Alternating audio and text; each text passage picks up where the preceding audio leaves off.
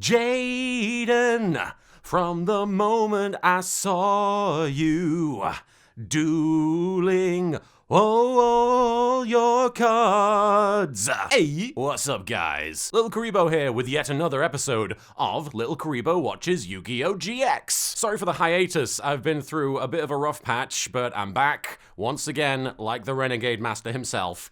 And I'm here to talk to you about a show where a kid goes to school about card games and learns absolutely f*** all. I mean, that's accurate. And before I dive right in to the bountiful, booty-filled episode that awaits us, I wanted to air a bit of a grievance. See, I was recently at a convention, Middle Tennessee Anime Convention, MTAC as it's also known, and I was on a panel with a bunch of other voice actors, one of whom was a gentleman, an old friend, KG Tang, who is the voice of Archer from, is it Fate Zero? I don't know. Sorry, KG, I don't know anything about your anime career. So yeah, me and KG Tang and a bunch of other professional voice actors on this panel, and we're fielding questions, and somebody asks me, which elemental hero has the best butt? Which is a perfectly valid question for any panel, hosted by anybody. Excuse me, famous author Stephen King, which elemental hero has the best bottom? Perfectly valid. But yeah, somebody in the crowd says, hey, LittleKuriboh, which elemental hero has the best behind? And I sit there for a good, I want to say 10 seconds thinking about it, because it is a big question.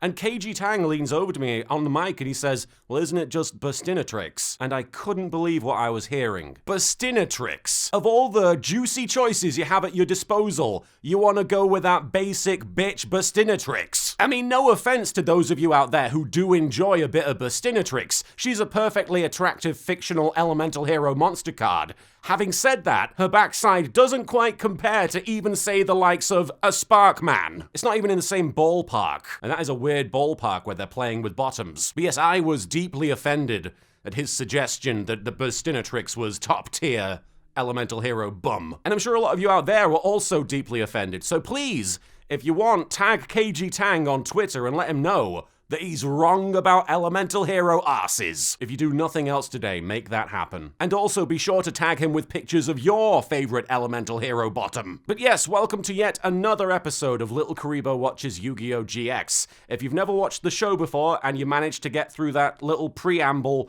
where I talked about bottoms a lot, it's a show where I sit and watch an episode of Yu-Gi-Oh! GX, I get on camera, and I talk about what I thought. I do sort of a play-by-play of the plot as it transpires throughout the episode, and I give my reactions to it. And if you want to watch along, you can see it on DVD, you've got it on Hulu.com, you've got it on Yu-Gi-Oh.com, you got YouTube, I think there's some episodes on there you can watch legally. There's various means by which to keep up with Jaden's misadventures. And this week, I'm going to be talking about episode 24 of Yu-Gi-Oh! GX, entitled The New Chazz. What was wrong with the old Chazz? Is the new Chazz got kung fu action grip? Instead of chazzing it up, does he chazz it diagonally? Let's find out by diving right into the episode. The episode starts and we see Chazz sitting on the deck of the boat that he had taken to leave Duel Academy. And we see it's bloody sinking! What happened? He must have tried so hard to chazz it up that it ended up chazzing the boat in the opposite direction. That's actually what happened to the Titanic, you know. Iceberg, dead ahead! No, it's okay, it's all the way over there, we're gonna miss it. Yeah, we did miss it, but now there's some edgelord sitting on top boat with trading cards screaming, chazz it up constantly. It's making it hard to steer. Oh no, we're f***ed. And given that this boat must have had a crew at some point in order for Chazz to get out there, they must all be dead, unless they all just abandoned ship and left Chazz on his Todd, which doesn't seem that unlikely. Lousy scrubs. It's all their fault. Dr. Crowler, Bastion, Jaden. I mean, I'll agree with Bastion. And with Jaden. But not Crowler, he ain't no scrub. While sitting on the deck of the sinking ship, Chazz gets a vision of Jaden Yuki, who tells him to go to the Dagobah system and learn from Professor Crowler, the duelist that taught him. Oh, no wait, he's just telling Chazz to get his game on. Chazz tries to challenge his hallucination to a trading card game, but unfortunately he is unable to. Just one more duel. That's all I want. Really? That's all you want? I'd want not to be stranded. Okay, so that clearly isn't the real Jaden. He would be 100% on board with prioritizing card games over survival, because it's Jaden. Chazz tells himself that he's not stranded, he's perfectly fine, obviously. You know, being surrounded on all sides by the bloated corpses of the drowned crew members of the boat he's on isn't gonna put a downer on his day. Don't try and rain on my parade the imminent chance of drowning. Chazz goes to drink from his water bottle but finds it empty. And then the imaginary Jaden Yuki that apparently resides within Chazz's head appears again and says, you know what I'm thirsty for? Another duel where I beat you. So Chazz attempts to hit him with a bottle and says, duel this. You know, the chances are that Jaden probably would duel an inanimate object. He's already dueled Bastion, closest thing there is. Much to everyone's relief, Jaden disappears altogether, and Chazz realizes that he just chucked his water bottle into the ocean. So he dives overboard in an attempt to retrieve it, only to fall into the murky depths. I'll get you for this, slacker! I'll get you! Look, I am also in the habit of blaming most of my problems on Jaden Yuki, but I don't know if you can blame that on Jaden Yuki. That is 100% your fault, Charles, which is what I assume Chazz is short for. He's going to Charles it upwards. And of course, following the rather dark and gruesome image of a teenage boy falling into the ocean, whereupon his lungs will likely be filled with water and he will slowly drown, a horrible death, of course, we get that bloody Yu-Gi-Oh! GX opening theme! Game on! Get your game on! Come on now, Chazz is gonna drown, yeah! We then cut back to Chazz, who, as it turns out, is not dead. No, he's been swallowed by Monstro the Whale, and he's gonna have to do a really annoying Kingdom Hearts stage. Speaking of really annoying, this f***ing thing. Hey, boys! Rise and shine! Up and at 'em! Hello! Yeah. Well, at least it isn't saying Moki Moki. Not you! Yeah, and if you've never seen this thing before, that is Ojama Yellow. An upsetting yellow never nude that has eye stalks and massive dick-sucking lips. It is something else, and I only know of it because it is impossible to not know that that thing exists once it does. It's basically what happens when you cross Navi the Fairy with Tingle. And I say that as a huge fan of Tingle. And he's wearing some startlingly bright red underwear, which is great because it means you can kick him in the dick as many times as you like, and nobody will ever know when it starts bleeding. Ojama Yellow, that charming little fellow, flies down and tries to wake Chazz up. Come on! Wake up! Alright, I guess I'll have to do my wake-up dance! Okay, is this punishment for me wanting more butt-related content in this show? Because that is not cool, Yu-Gi-Oh! GX. A hand then reaches out and grabs Ojama Yellow, causing it to disappear in a puff of magic yellow bubbles. And a mysterious stranger greets Chazz after he wakes up. Chazz demands to know who he is, and the stranger says that all you need to know right now is I'm the guy that saved your life. And before Chazz can express any kind of gratitude, he realizes that the stranger has his trading cards. So of course he's furious with the guy. I don't know about you guys, but if somebody saved my life, I would be pissed if they then tried to sneak some of my trading cards out of my deck. Superman saves me from a burning building and I'm like, hey Superman, I appreciate it, but can I have my water pond back, you d***? The stranger then accidentally throws Chazz's cards into a nearby puddle, ruining them. You may as well have just let Chazz die. His identity as a duelist is now dead. Chazz is about to kick off with the guy, but then the stranger throws a card to Chazz, and he catches it. And the stranger tells Chazz not to worry, that this new card will more than make up for it. And Chazz looks at the card, and of course, it's f***ing Ojama Yellow, who is just as upsetting in card form as he was in spirit form. Do his knobbly knees bother anybody else as much as they do me? He looks like Mick Jagger f***ed Jar Jar Binks and the Pillsbury Doughboy, and then someone made a trading card out of it. Chazz quite rightly goes to throw the card on the ground, and the stranger says, no, this card will change your life. Yeah, it's already changed my life as well. I went from being guy who never had to look at Ojama Yellow to being guy who now has to look at Ojama Yellow quite often. It has made my life significantly worse. which I guess counts as a change. The stranger tells Chazz that he's gonna help him finally defeat Jaden in a duel. And Chazz asks how the mysterious man knows about Jaden. And the guy explains that Chazz talks in his sleep. It's probably something like this. Sly for slacker. Chazz it up. That is the canonical sound of Chazz sleeping. Chazz says that Jaden got lucky, that's all, and the mysterious stranger says, do you often run away from luck? No, but I tell you what, I'm gonna run away from Ojama Yellow first chance I bloody get. And the imaginary ghost of Jaden Yuki appears and mocks Chazz. He's got you there, Chazz. You may be wearing blue, but you turn yellow fast. You know, it's kind of a shame that imaginary Jaden has infinitely more personality than actual Jaden. Can we just have imaginary Jaden be the main character? And can I also imagine that Ojama Yellow doesn't exist, please? Chazz is very upset, and he says that nobody calls him a coward. Talk is cheap, young duelist. That may be, but I'm rich! Funnily enough, that's also the response that most politicians give when people try and hold them accountable for their actions. That may be, but I'm rich! And I'll spend whatever it takes to be the best out there.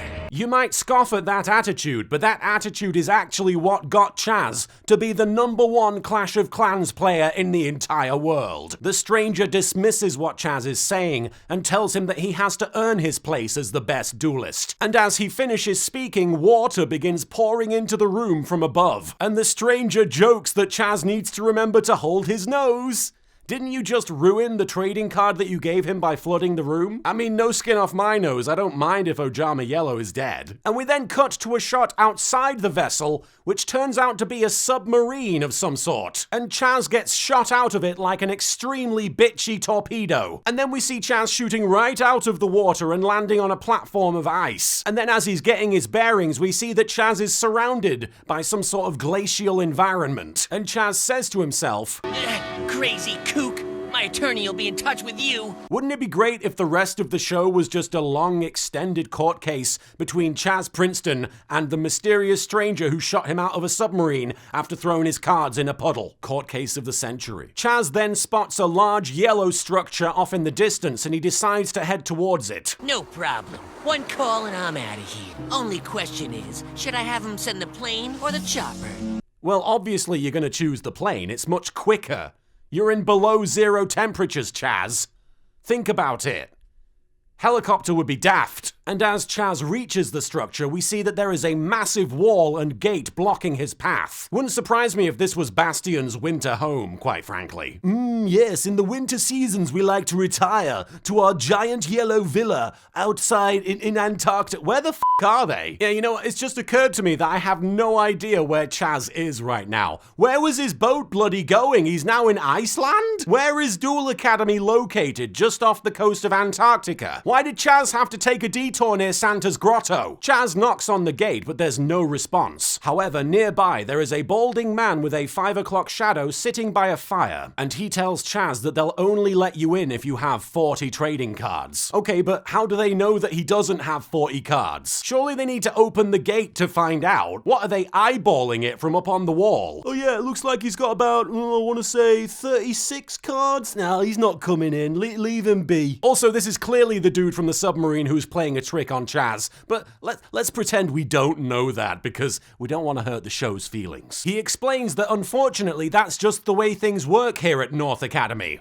Wait, this is North Academy? Is it called North Academy because it's at the North Pole? Because if so, holy shit, why was Chazz's boat going to the North Pole? Again, where the bloody hell is Academy Island in relation to this? And why did Belowski's parents drop him at the doorstep of Duel Academy if it's this far away? So many questions. The man explains that he's been waiting to get inside North Academy for some time. You look like you're bloody 30. Why are you enrolling in card game school? What's wrong with you? The strange man goes on to explain. How it works is there's cards hidden all around in glacial crevices on ice cliffs. It's kind of a test.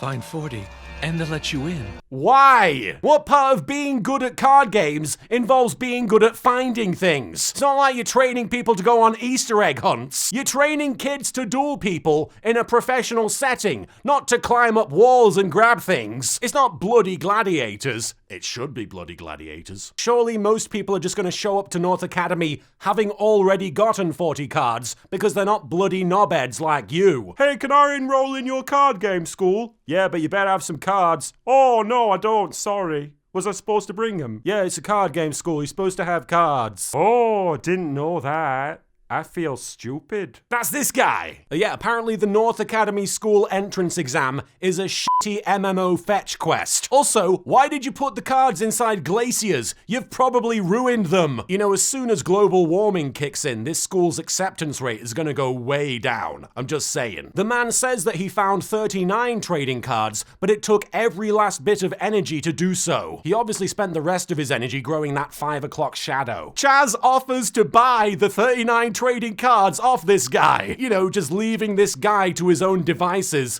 you know, freezing to death on the icy tundra wastes of North Academy. And in order to pay for them, he offers the guy a credit card. But not just any credit card. This one has a half-naked muscly man flexing on it. What?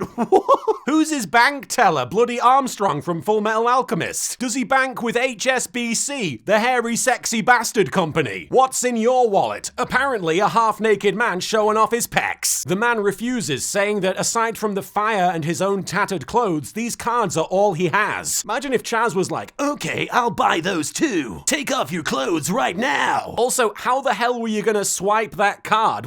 Do duel discs have chip readers in them? Does the graveyard double as a Venmo app? Having said that, my bank account does currently resemble the graveyard, the GY. Chazz sets off into the icy wastes in order to find the 40 cards that he needs. And then we get a montage of Chazz finding cards in some of the most ridiculous places, and some of the cards he finds are like Giant Rat, Ring of Destruction, you know, the sort of cards you could probably just buy in a store and then show up at North Academy having already gotten them, without doing their shitty little test. And since this is a montage and there is snow and ice all over the place, I see no course of action but to make a giant Frozen reference. Chazz it up, can't chazz it back anymore. Chazz it up, turn away and chazz that door. How do you chazz a door? I assume buy it with your credit card that has a naked man on it. At long last, Chazz makes it back to the gate of North Academy, where he greets the man who is still sitting there. I see you've been busy doing nothing. Mate, he's essentially homeless. Chazz shows the man that he's collected all the cards that he needs, and the man seems despondent, saying, I suppose you'll be moving on to better things now. The man then says, don't worry about me, I'll be fine, at least until the winter gets here. And Chazz is very surprised that this is actually summer. Chazz, how long were you on that boat that you don't even remember what season you're in? Chazz tells the man who is likely to die horribly in the coming hours to stop his whining. And Chazz says that he lied. He didn't just find 40 cards, he found 41. And he's gonna give this guy the extra one that he found so that he can get into North Academy. And naturally, like anybody else would, Chazz tries to give away his Ojama Yellow card. But the unseen forces of darkness that maintain Ojama Yellow's presence within our realm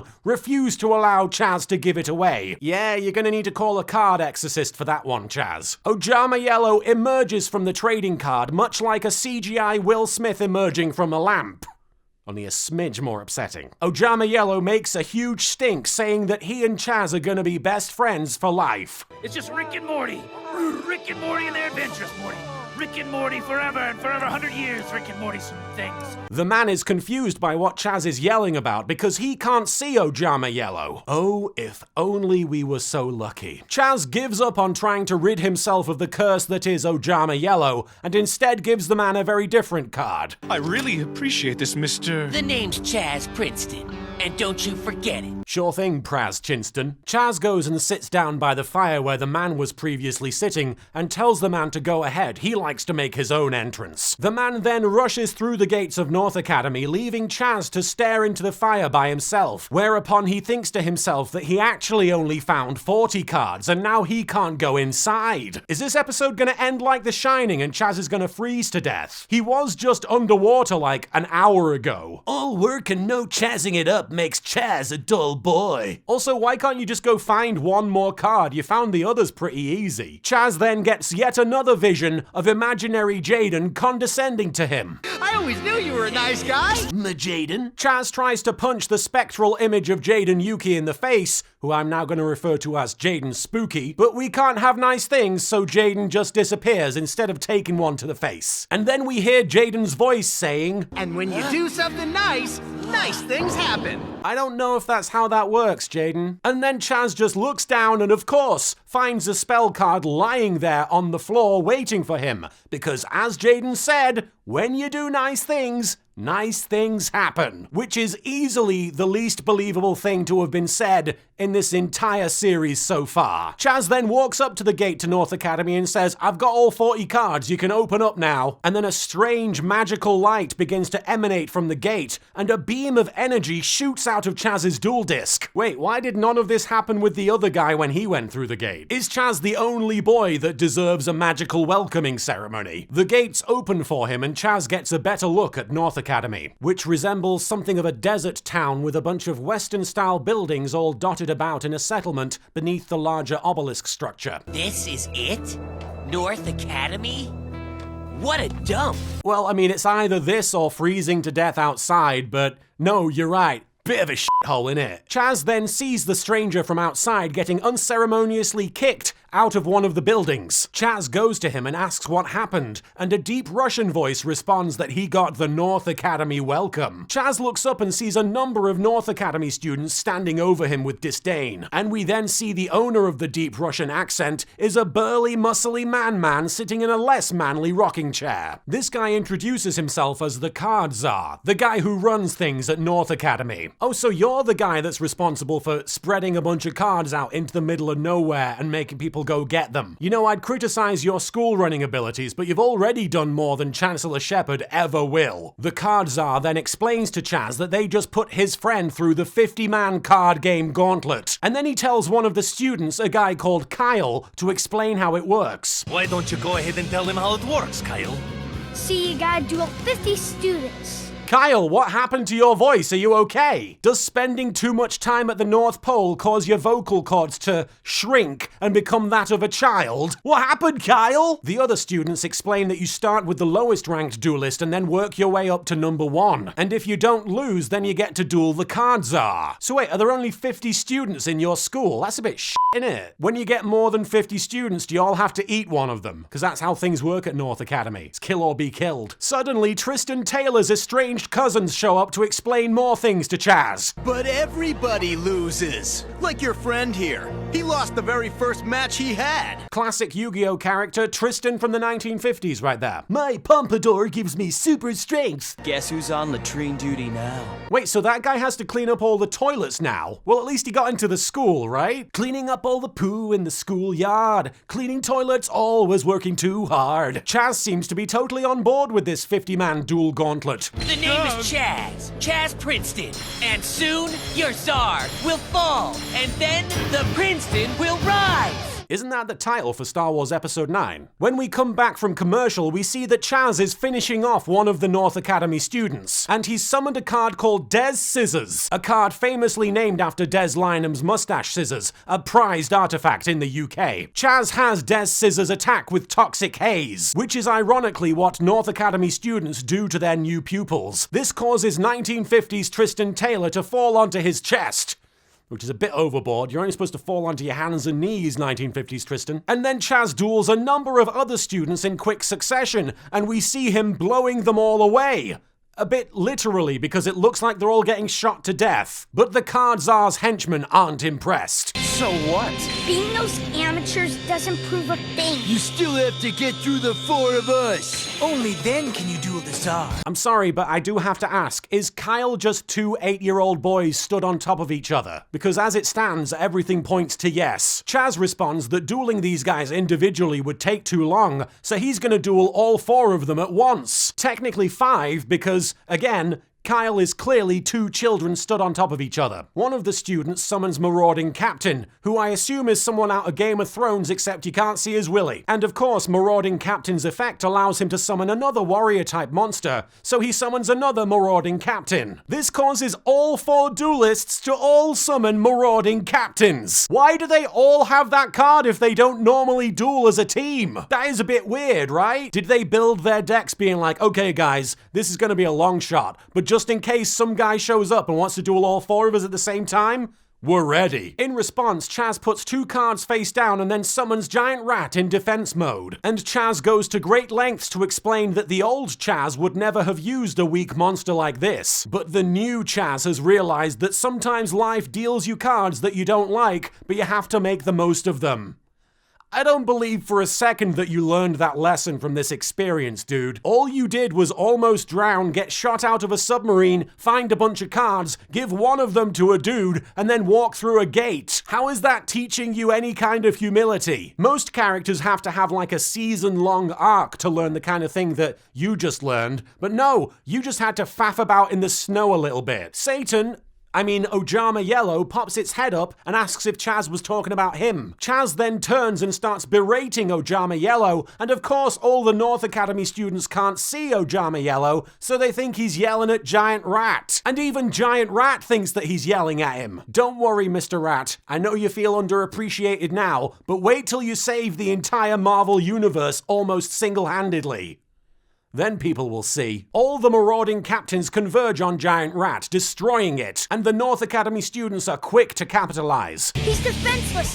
Charge in, men! It's like getting attacked by a giant baby. As the Marauding Captains all charge once again, Chazz uses Giant Rat's special ability, which allows him to summon YGO Panda in Giant Rat's place. Look at the big teddy bear. How cuddly. You may not think so after this. Is the giant panda just gonna refuse to cuddle with them? Because yeah, that would change my mind about it being a cuddly bear. YGO Panda gains 500 attack points for every monster on the field, and since there's like a bajillion Marauding Captains on the field, that means his attack points go up to 4,800. Not so cuddly now, is he? I don't know, if you ask me, it looks like there's more of him to cuddle with. Chazz then activates the trap card Ring of Destruction, which he equips to YGO Panda. This trap card, of course, destroys the monster that it's equipped to and causes damage equal to their attack points to every player. But it won't affect Chazz because he activates a trap card called Ring of Defense. And Chazz brings this duel to a close by quoting one of his heroes,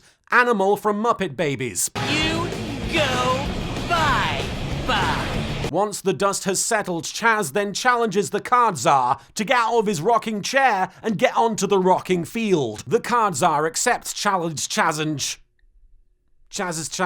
Get ready for a battle royale. You know, I knew it was only a matter of time before they made Fortnite Yu-Gi-Oh! Edition. Chazz and the Card Czar face off, and the Card Czar starts off by summoning his monster, Zoa, whose talons are huge! Just some of the hugest talons I've ever seen. Huge talons. Huge talons. Chazz takes his turn, and Satan must be smiling on him as the first card he draws is Ojama Yellow, who of course comes out of the card and starts shrieking at Chazz immediately. Aw, you again? Nice to see you too! Need me to fight a monster for you? Let's do it! You know, in a perfect world, we'll get a live-action Yu-Gi-Oh! Movie adaptation, and Ojama Yellow will be voiced by Gilbert Gottfried. Chazz says that he's finally found a way to get rid of Ojama Yellow, and he summons him in defense mode. No, please! Anyone but me! Oh hey, that's exactly how the audience feels. The Card Czar plays Metal Morph, transforming Zoa into Metal Zoa, which is just a robot version of Zoa, with huge robot talons. And then the Card Czar cheekily plays Call of the Haunted, bringing back the original Zoa, with its original huge talons. Imaginary Jaden Yuki appears and asks Chazz what he's going to do, and Chazz says he's going to win. You know, Chazz is actually one of the most tragic Yu-Gi-Oh! Characters to exist,